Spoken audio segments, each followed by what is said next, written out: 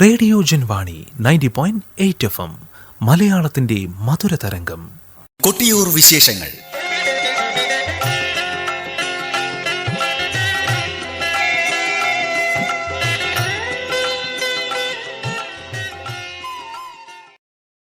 എന്താണ് ആലിംഗന പുഷ്പാഞ്ജലി? അറിയാം. വൈശാഖ മഹോത്സവത്തിലെ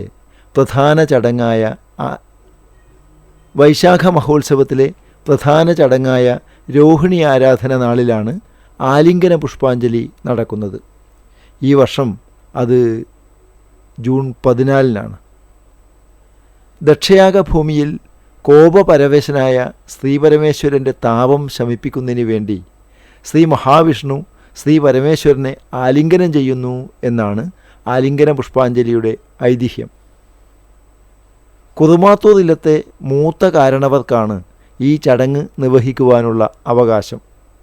ആലിംഗന പുഷ്പാഞ്ജലിക്കായി കുറുമാത്തൂർ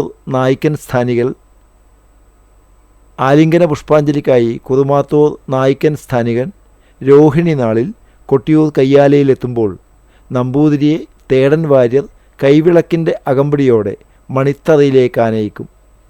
മണിത്തറയിലെത്തിയ അദ്ദേഹം തുളസിക്കതിർ കൊണ്ട് സ്വയംഭൂ മൂടി അഭിഷേകവും പൂജയും കഴിഞ്ഞ ശേഷം സ്വയംഭൂവിനെ ആലിംഗനം ചെയ്യും. ഈ സമയത്ത് വിശേഷ വാദ്യങ്ങളും ഉണ്ടാകും. കരോത്ത് നായർ കൊണ്ടുവന്ന പാലമൃത് അഭിഷേകം